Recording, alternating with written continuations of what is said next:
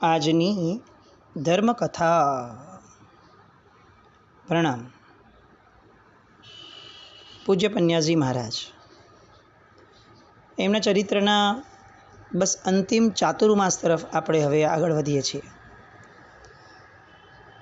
અમૂલ્ય જીવન, જેનું કોઈ મૂલ્ય આંકી શકાય એવું નહીં, જેની વાતોના વર્ણનનો કોઈ અંત લાવી શકાય એવું નહીં, અને જે જીવન સાંભળીને બહુમાનનો કોઈ છેડો પ્રાપ્ત કરી શકાય એવું નહીં, એવું જીવન. સાહેબના જીવનમાં અનેક ગુણો, એમાંનો એક ગુણ અપ્રમત્ત અવસ્થા. આગળ હવે જે રીતે આપણે એમનું જીવન જોશું, એમાંના અનેક પ્રસંગો, અનેક વાતો આપણને સાંભળીને એવું લાગશે કે સાહેબ અપ્રમત્ત અવસ્થાની પરાકાષ્ઠાએ હતા. પ્રમાદ એ સાહેબના જીવનની ડિક્શનરીમાં ક્યાંય હતો જ નહીં એવું આપણે કહી શકાય.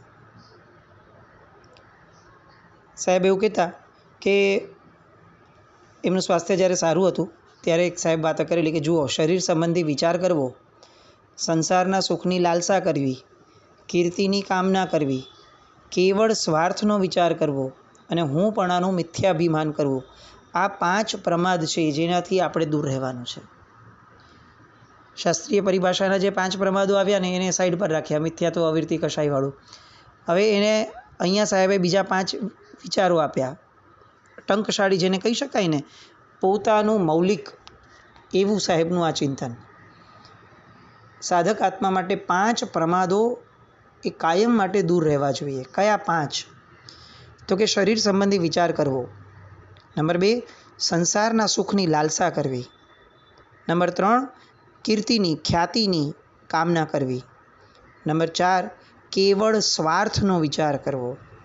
અને નંબર 5, હુંપણાનું મિથ્યા અભિમાન કરવું. આ 5 પ્રવૃત્તિઓ એ મહાપ્રમાદ છે, જેને સાધકે છોડવી જ રહી. એ 5માંથી એકનું પણ વળગણ જ્યાં સુધી છે ત્યાં સુધી એ સાધક અવસ્થાને પ્રાપ્ત ન કરી શકે. સાહેબ તરત કહેતા હું કે અપ્રમત્ત આત્માનું આસન એ પોતાના આત્માના ઘરમાં હોય. અપ્રમત્ત આત્મા નિંદા, ઈર્ષ્યા, હરીફાઈ જેવા તત્વોમાં ક્યારે ભાગ ન લેતા હોય. નિત્ય આરાધનાને કારણે તેઓને દેહમાં હોવા છતાં આત્મબળ અને આત્માના અનંત વૈભવનું દર્શન થયા કરતું હોય, અને એટલે જ તેઓ ધર્મ માર્ગમાં સુસ્થિર હોય. આ આખી સાહેબની ધારા એમની અપ્રમત્ત અવસ્થાની વ્યાખ્યા રૂપે જે કહી શકાય. પાછું જે બોલ્યા એ પોતાનામાં તો ખરું જ, એટલે જ બોલ્યા, અનુભવ સિદ્ધ વાણી. હવે પ્રસંગ સાહેબનો છેલ્લા પ્રસંગ તરફ આપણે આગળ જઈએ કે એમનું અંતિમ ચાતુર્માસ ક્યાં થયું અને કેમ થયું, એનું ઉદ્ગમ બિંદુ જે છે આપણે એના તરફ આગળ વધીએ. સંવત 2035 એટલે કે ઈસવીસન 1979, 1979 પિંડવાડાની અંદરમાં શ્રી સમરથમલજી રાયચંદજી પરિવાર એમના જીનાલયની પ્રતિષ્ઠાનો પ્રસંગ આવવાનો હતો. એટલે એ પન્યાજી મહારાજને કહેતા હતા કે સાહેબ આપે રંગે ચંગે આપણે બહુ સરસ રીતે ઉજવી છે. ત્યારે પન્યાજી મહારાજે એકવાર સંઘને કીધું કે આ પ્રસંગે મારા ગુરુ મહારાજ વ્યાખ્યાન વાચસ્પતિ શ્રીમદ વિજય રામચંદ્ર સુરેશ્વરજી મહારાજાને પધારવાની વિનંતી કરો. એ પધારે તો બહુ સારું. હવે સાહેબને પણ એવું લાગ્યું કે મારે મારા ગુરુદેવને એમનું સાનિધ્ય પામવું છે, અને એ રીતે સાહેબની દિવસે દિવસે એમને મળવાની ઈચ્છા વધતી ગઈ. પ્રકૃતિએ પણ જાણે અનુકૂળતાઓ ઊભી કરીને આપી. પિંડવાડાનો સંઘ સાહેબ પાસે ગયો, સાહેબને વિનંતી કરી. સાહેબે અસમર્થતા દર્શાવી. પછી સંઘ પાછો આવ્યો એટલે પન્યાજી મહારાજે એક પત્ર આપ્યો સંઘને કે તમે આ પત્ર સાહેબ આગળ આપજો. જે પત્રમાં એમણે લખ્યું કે ગુરુજી, આપનો આ સેવક હવે આપના દર્શનને ઈચ્છે છે. આપ અહીં પધારશો તો મને સમાધિમાં વેગ મળશે અને જીનાલીની પ્રતિષ્ઠાનું કાર્ય એ આપની નિશ્રામાં સંપન્ન થઈ શકશે સરસ રીતે. હવે આવો પત્ર ગયો એટલે રામચંદ્રસિંહ મહારાજ સાહેબે પણ પોતાના અનેક શાસન પ્રભાવના કાર્યો હોવા છતાં સાહેબે પિંડવાડાને સંમતિ આપી, અને સમસ્ત શ્રી સંઘના આનંદની અવધિ ન રહી. 2035ની ઓળી એ ત્યાં યોજાય, અને કનકચંદ્રસુરી મહારાજ સાહેબ એ પણ સાહેબના ગુરુભાઈ પન્યાજી મહારાજના એ પણ આ ઓળીમાં જોડાયા. આ ઓળીમાં એક પ્રસંગ બન્યો હતો જે સાહેબની પરોપકારની પરાકાષ્ઠા દર્શાવે એવો હતો. પ્રસંગ એવો હતો કે સાહેબ સભા મંડપ તરફ જવા માટે નીકળ્યા પ્રવચન માટે. કોઈ પણ કારણ વગર રસ્તામાં જતાં જતાં સાહેબનું મન બેચેન થવા લાગ્યું. શું થયું એ સાહેબ સિવાય કોઈને ખબર નહીં, પણ સાહેબને એવું લાગ્યું કે હવે હું એક ડગલું પણ આગળ વધીશ નહીં. એવું વિચારી અને સાહેબ પાછા ફર્યા. બધા જ લોકો વ્યગ્ર બની ગયા. એવું શું કારણ થયું હશે? સાહેબની તબિયત એવી બગડી હશે, આંતરિક રીતે સાહેબને કોઈ દુખાવો થયો હશે, કોઈ કંઈક બોલ્યું હશે, સાહેબની ઈચ્છા વિરુદ્ધનું કંઈ થયું હશે. ઘણા બધા વિકલ્પો થયા, પણ સાહેબ તો પોતાના મુખમાંથી કંઈ બોલે જ નહીં. એટલે કેટલાક જે નજીકના વ્યક્તિઓ હતા સાહેબના, કે જે સાહેબના અંતરંગ જગતથી પરિચિત હતા, એમને એવું સૂઝ્યું કે સાહેબ આગળ પાછા ફર્યા છે તો શું કારણ હોઈ શકે. એમણે પોતાના અનુભવોને કામે લગાડ્યા અને ચેક કરાવવાનું શરૂ કર્યું કે સભા મંડપની જે ભૂમિ છે એ શુદ્ધ બરાબર હતી કે નહીં. એ જોયું તો એ બરાબર શુદ્ધ હતી.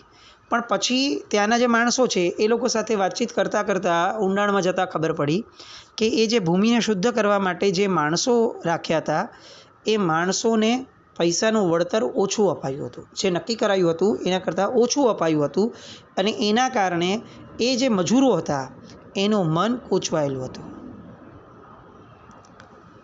આ વાત તરત જ જે પણ સંભાળતા હતા એ પરિવારોને સમજાવવામાં આવી સાહેબજીના વક્તવ્ય તરફથી કે મૂળમાં અમારી દૃષ્ટિએ આ જ કારણ હશે. પન્યાજી મહારાજ બાકી કોઈ પણ રીતે આવી રીતે આગળ જતાં રસ્તામાંથી પાછા ફરે એવું ન બને, પણ જીવ મૈત્રીના પરમ સાધક જે છે એને આવી બધી વસ્તુઓ જાણે સાહજિક રીતે કુદરત કહી જતી હોય છે. અને આવું હશે તો સાહેબને નહીં જ ગમ્યું હોય. તમે આ પ્રયોગ કરીને જુઓ કે તમે જે પેલા મજદૂરો છે ને એનું વળતર આપી દો બરોબરનું, જે એને કીધેલું હતું એટલું, પછી સાહેબને વિનંતી કરવા ફરી પાછા આવો. ચમત્કાર લાગે આપણને કે કોઈ કાંઈ બોલ્યું નથી. કોઈ મજદૂરોએ સામે આવીને સાહેબને ઇશારો પણ નથી કર્યો. એ મજદૂરો તો ક્યાંય પોતાની ઝૂંપડીમાં બેઠા હતા. સાહેબ કેવી રીતે પાછા ફર્યા હશે? પણ છતાંય નજીકના વ્યક્તિઓએ કીધું છે એટલે તરત જ તે પ્રમાણે કરાયું.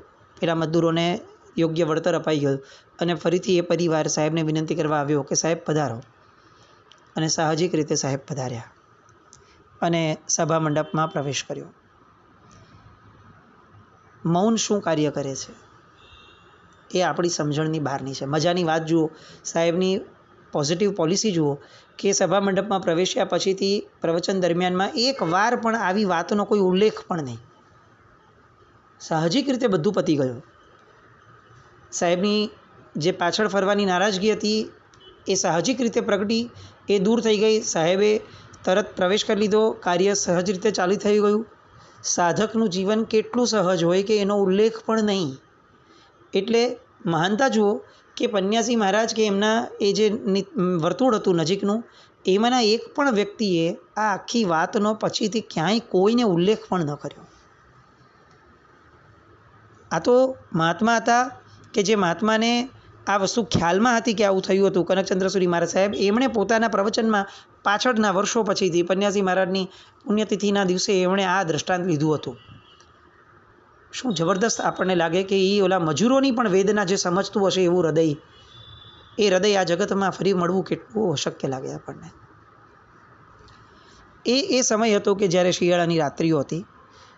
8 વાગ્યા પછીથી સાહેબજીને ઉપાશ્રયમાં મળવા માટે દરેક વ્યક્તિ માટેની ના હતી, બંધી હતી. કોઈને ન જવા દે. લોકો એવું કહેતા હતા કે ઘણી બધી વાર સાહેબ અહીંયા દેહને રાખી અને મહાવિદ્ય ક્ષેત્રમાં રાત્રે જતા હતા. એટલે કોઈને પણ અંદર મળવા દેવા જવાતા નહીં. મહાત્માઓ પણ અંદર બને ત્યાં સુધી ન જતા. આવું લોકો કહેતા હતા એ સમયે. કેટલીક વસ્તુઓની કોઈ સાબિતી ન હોય ને કેટલીક વસ્તુઓ કોઈ જતાવવાની પણ ન હોય. એ હોય તો હોય, એ મહાપુરુષો છે, એ એમની માટે બહુ સહજ હોય, અને ન હોય તો પણ કોઈ વાંધો નથી. એમણે કંઈ લોકોને બતાવવું નથી કે મારામાં આટલી શક્તિ હતી. પણ મૂળમાં એ સમયની લોકોની ધારણા સાહેબ માટે અને સાહેબના કેલિબર પ્રમાણે વિચારતા એવી લાગતી હતી. એકવાર વજ્રસેન મહારાજ સાહેબની આજ્ઞાથી, એટલે રોજ છે ને લક્ષ્મણજીભાઈ એ સાહેબના પગ દબાવવા જાય સાંજના સમયે. એકવાર વજ્રસેન મહારાજ સાહેબની આજ્ઞા લઈ અને નલીનભાઈ મુંબઈના એ સાહેબના પગ દબાવવા માટે વયા ગયા. લક્ષ્મણજીને રિપ્લેસ એમણે કર્યા. થોડોક સમય થયો પગ દબાઈ ગયા એટલે સાહેબ એવું બોલ્યા બસ લક્ષ્મણજી હવે પગ નહીં દબાવો. પણ ત્યાં નજર પડી કે આ તો લક્ષ્મણજી નથી, કોઈક બીજું છે, અંધારું છે, બહુ સ્પષ્ટ દેખાતું નહોતું. એટલે નલીનભાઈ એકદમ બેઠા થયા અને ખબર પડી કે આ નલીનભાઈ છે. એટલે સાહેબે એને તરત પૂછ્યું કે શું જોઈએ છે, બોલ તારે નલીન. એટલે નલીનભાઈએ તો સાહજિક રીતે બહુ જ વિનયપૂર્વક કીધું કે સાહેબ મારું ઠેકાણું ન પડે ત્યાં સુધી તમારા ચરણો મારા હાથમાંથી છૂટે નહીં એનું ધ્યાન રાખજો બસ. અને જાણે અંદરથી એમણે કંઈક અનુભવ્યું જે કદાચ આજે પણ એમના અનુભવનમાં હશે. એ બધું પન્યાસી મહારાજની કૃપા. હવે પિંડવાડાના ગચ્છાધિપતિની પ્રવેશની તૈયારીની વાતો, એ બધી તૈયારીઓ થઈ ગઈ અને પિંડવાડામાં સંગેમરમરના શ્રી સિમંદર સ્વામી ભગવાનજીનો પ્રાસાદ, એની પ્રતિષ્ઠા માટે આ ગુરુ અને શિષ્યની જોડી એ ચૈત્રવદ 11થી શરૂ થયેલા મહોત્સવની અંદરમાં 14 મુમુક્ષુઓની નૂતન દીક્ષા થઈને 21 નૂતન દીક્ષિતોની વડી દીક્ષા પણ થઈ. વર્ષિતપના સામૂહિક પારણા પણ થયા. અને હવે રામચંદ્રસુરી મહારાજ સાહેબે આગળ વિહાર કરવાનો હતો અને ત્યારે રામચંદ્રસુરી મહારાજ સાહેબે પોતાના શિષ્ય એવા પન્યાજી મહારાજને કીધું કે ગુજરાતમાં આવીને એક ચોમાસું તો મારી સાથે કરો. અને પન્યાજી મહારાજ બહુ જ વિનયપૂર્વક કહેતા કે સાહેબ મારાથી હવે વિહાર થાય એમ નથી. સાહેબે કીધું આચાર્ય મહારાજે કે ડોડીનો ઉપયોગ કરીને આવતું ચોમાસું પાટણમાં તમારે મારી સાથે કરવાનું જ છે. ગુરુવાજ્ઞા અવિચારણીયા, આ શબ્દો ખ્યાલ છે ને? આવું રામચંદ્રશ્રી મહારાજ સાહેબે પન્યાજી મહારાજને કીધું. પન્યાજી મહારાજે તો તરત તહત્તી કર્યું અને પછી મૌન. અને રામચંદ્રશ્રી મહારાજ સાહેબ તો વિહારની તૈયારીમાં હતા. આ વાત પહોંચી પિંડવાડાના સંઘ પાસે. આખો સંઘ ભેગો થયો અને ગચ્છાધિપતિને બહુ આગ્રહભરી વિનંતી કીધું કે સાહેબ અમે અમારા પ્રાણ સમા પન્યાજી મહારાજને અહીંયાથી નહીં જ જવા દઈએ. આચાર્ય ભગવંત અજાણ નહોતા કે 2 વર્ષથી પન્યાજી મહારાજ સતત આ પિંડવાડામાં છે અને જે રીતે એમની માંદગીમાં ઠેર ઠેર ભક્તિ થઈ છે લોકો દ્વારા, તબીબો, વૈદ્યો, એ જે ખડે પગે ભક્તિ થઈ છે એ અમૂલ્ય હતી. હવે ગચ્છાધિપતિ તો બાજુના ગામમાં વિહાર થઈ ગયો એટલે વિહાર કરીને બાજુના ગામ સુધી પહોંચી ગયા. પણ શ્રી સંઘે પન્યાજી મહારાજને ખૂબ દબાણ કર્યું અને એટલું બધું દબાણ થયું કે પન્યાજી મહારાજે કીધું કે કામ કરો, મને મારા ગુરુ મહારાજે આજ્ઞા કરી છે કે મારે પાટણ જવાનું છે, તમારે અહીંયા મને રોકાવવું હોય તો મારા ગુરુ મહારાજની રજા લઈ આવો તો હું વિચારીશ. એટલે તરત જ પિંડવાડાના ભાવુકો એ આચાર્ય મહારાજ આગળ ગયા અને કીધું કે સાહેબ પન્યાજી મહારાજ અમારા ગુરુ છે, અમે કોઈ પણ ભોગે એમને જવા નહીં દઈએ, અમે અમારું જીવન ન્યોછાવર કરીને પણ એમની સેવા કરશું, ચાલીને વિહાર કરવા જેવા થશે પછી જ બીજે મોકલશું, નહીં તો ત્યાં સુધી અમે નહીં મોકલીએ. હકીકત એવી હતી કે પન્યાજી મહારાજે આજ સુધી ડોળી વાપરી ન હતી. એમને પોતાને પણ ખચકાટ, પણ ગુરુની આજ્ઞા, સંઘનો પોતાનો એક ભાવ કે અમે કેવી રીતે એમ પન્યાજી મહારાજને જવા દઈએ. એટલે એના કારણે સંઘના લોકોને પણ આ બળ મળતું કે નહીં સાહેબ એમને ચાલતા વિહાર કરશે તો જવા દઈશું, અધરવાઇઝ અમે એમને અહીંયાથી કેવી રીતે એમ જવા દઈએ. પણ ગચ્છાધિપતિની આજ્ઞા હતી કે નહીં એમણે મારી સાથે જ કરવાનું છે. એટલે સંઘે વિનંતી કરી તો કૃત્રિમ ગુસ્સો કરીને પણ રામચંદ્રશ્રી મહારાજ સાહેબે બધાને સમજાવ્યું કે જો જેમ તેઓ તમારા ગુરુ મહારાજ છે ને એમ હું એમનો ગુરુ છું, જેમ તમારે એમની ભક્તિ સેવા વ્યાજ કરવી છે તો એ પણ મારા પરમ વિનય શિષ્ય છે, એની સમાધિ કઈ રીતે વધારે સારી રહેશે એ જોવાનું કામ મારું છે. એટલે મારી આજ્ઞા છે કે આ બધું મૂકી દો અને જટ તૈયારી કરો ને ડોળીમાં એમનો વિહાર ચાલુ કરાવડાવો. એકદમ કડક ઠપકો આવ્યો અને એટલે હવે ભીડ આગેવાનો તો સમસમી ગયા, શાંત થઈ ગયા. ગચ્છાધિપતિએ કીધું છે વાત પૂરી થઈ જાય છે એટલે પછી એમણે સ્વીકારી લીધું. પણ પિંડવાડાનો યુવા વર્ગ જે છે એ સ્વીકારવા તૈયાર જ નહોતો.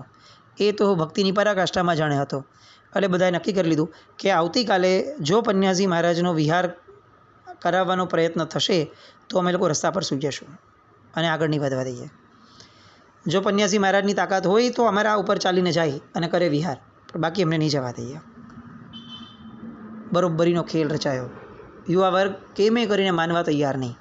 સમજાવવું કેવી રીતે? નિકટવર્તી મહાત્મા મૂંઝાયા. પન્યાજી મહારાજ તો ફિક્સ હતું, મને મારા ગુરુએ કીધું છે વિહાર કરવાનો એટલે કરી લેવાનો, વાત પૂરી થઈ ગઈ. એટલે એ અડગ, આ બાજુ રામચંદ્રશ્રી મહારાજ સાહેબ પણ અડગ કે ભાઈ કીધું ને કરવાનું એટલે કરવાનું. અને આ બાજુ સંઘ પણ અડગ કે અહીં કેમે કરીને કોઈની અડગતાની અંદરમાં કાણું પડાવી શકાય એવું નહીં. એટલે મહાત્મા બધા મૂંઝાયા, કરવું શું? ના છૂટકે પન્યાજી મહારાજના શિષ્ય મુનિષી કુંદ વિજયજી મહારાજ એમણે પ્રતિક્રમણ પત્યું પછી કેટલાક પીઢ શ્રાવકોને સાથે રાખ્યા અને એમાં નવલોહિયા યુવાનોને સમજાવવાનું કામ એમણે શરૂ કર્યું. 12 નૌકાર ગણ્યા, માંગલિક ફરમાવ્યું અને ગુરુની મહત્તા સમજાવી.